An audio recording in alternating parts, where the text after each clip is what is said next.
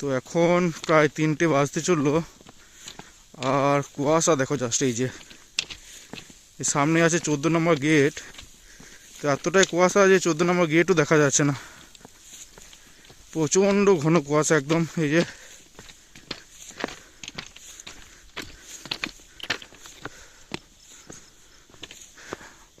প্রায় 1 খাম্বা দূরেও গাড়ি এলে বোঝা যাবে না আর কি, এমন ঘন কুয়াশা হয়েছে আজকে। নর্মালি তো কুয়াশার জলকণাগুলো বোঝা যায় না, কিন্তু টর্চ লাইট জ্বালালে স্পষ্ট দেখা যায় কীভাবে ছোটাছুটি করছে। এই যে একদম খুব মিহি জলকণাগুলো এদিক ওদিক ছোটাছুটি করছে। তো যাই হোক, খাতা চেঞ্জ করা কমপ্লিট, আর এখন কুয়াশাটা আরও বাড়ছে। এই যে তো ভোরের দিকে কুয়াশা আরও ঘন হয়, তো বোঝা যাচ্ছে পরিষ্কার। এই সময়ে একটাই সমস্যা, যেটা যে গাড়ি দেখা যাচ্ছে না একদম। তো খাতা চেঞ্জ করতে যাচ্ছিলাম, তো গাড়ির হর্ন শুনেই সরে দাঁড়াতে হচ্ছে, ভয়ও লাগছে যেহেতু। তো যাই হোক, এখন গেটে দেখি সাইনটা করায় গিয়ে।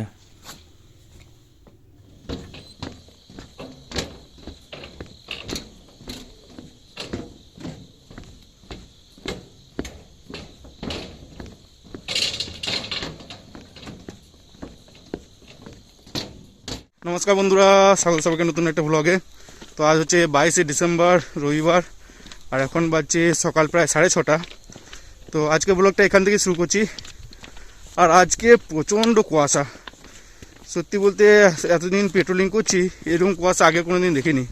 কুয়াশা হয়, অন্যান্য সময় কুয়াশা হয়, ওই মাঝরাতের পর থেকে অথবা ভোরের দিকটা তো হয় ভালোই, প্রচণ্ড কুয়াশা হয়।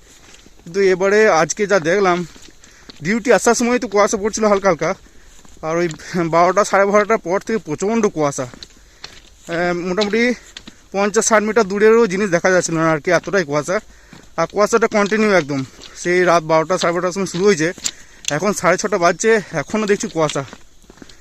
তো এই কুয়াশাতে মেন যেটা প্রবলেম হয় সেটা হচ্ছে গাড়ি দেখার প্রবলেম। তো বেশ সতর্ক হয়েই হাঁটাচলা করতে হয়, কারণ গাড়ির লাইট দেখা যায় না, 1 নম্বর কথা। তো মেনলি গাড়ির হর্নের উপর ভরসা করেই চলতে হয় আর কি।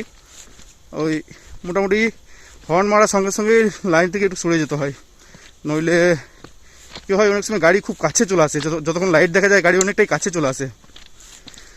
তো যাই হোক, আর এদিকে অতটা ঠান্ডা নেই, কুয়াশা রয়েছে ঠিকই কিন্তু ঠান্ডা নেই। তবে একটা যেটা সমস্যা হচ্ছে, চোখের পাতা ভিজে যাচ্ছে প্রচণ্ড, আর অস্বস্তি লাগলে নাকটা যখন খুলছি নাকে আবার কুয়াশা ঢুকছে, এটাই সমস্যা। তো যাই ধীরে ধীরে 14 নম্বর গেটে যাই সাবধানে হেঁটে হেঁটে। তো আজকে একটু বেশি টাইম লাগছে, কারণ গাড়ির হর্ন শুনলেই লাইন ছেড়ে দিতে হচ্ছে, তো তারপর গাড়িটা পেরোচ্ছে, তারপর আবার লাইনে নামছি, তো টাইম একটু বেশি লেগে যাচ্ছে। তো যাই হোক, ধীরে ধীরে যাই, এগোই, 14 নম্বর গেটে পৌঁছে আবার কথা হচ্ছে তোমাদের সাথে।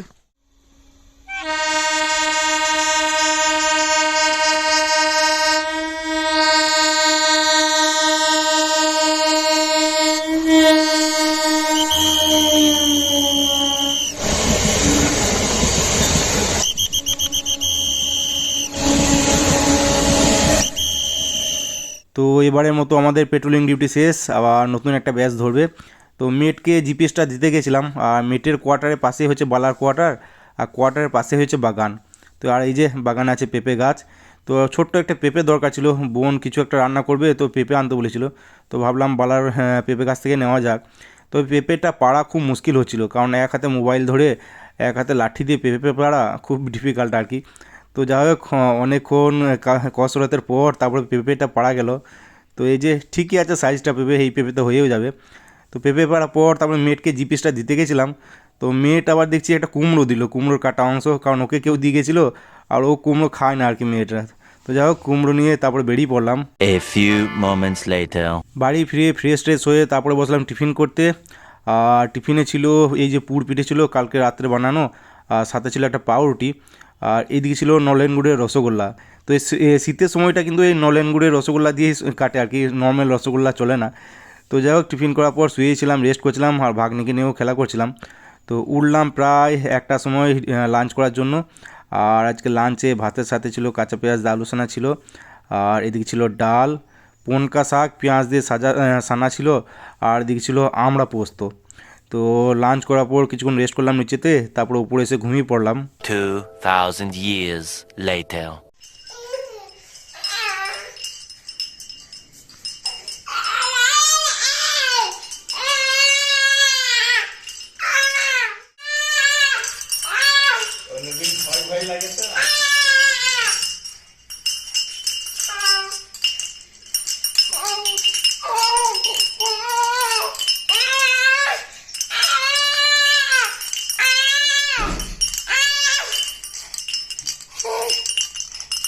আজ একটু তাড়াতাড়ি ডিনার করতে বসে পড়লাম প্রায় 9টার মধ্যেই। আর ডিনারে ছিল কাঁচা পেঁয়াজ দিয়ে আলু সানা ছিল ভাতের সাথে, এদিকে ছিল বেগুন আর সেদ্ধ ডিম ভর্তা, আর পনকা শাক সানা ছিল এদিকে, এদিকে ছিল শিম আলু ভাজা, আর বোন বানিয়েছিল চিকেন কষা, বেশ ভালোই হয়েছিল আজকে চিকেন কষাটা। আর এদিকে ছিল ডাল। তো ডিনার করার পর ভাগ্নেকে নিয়ে কিছুক্ষণ খেলা করে তারপরে চলে এলাম উপরে।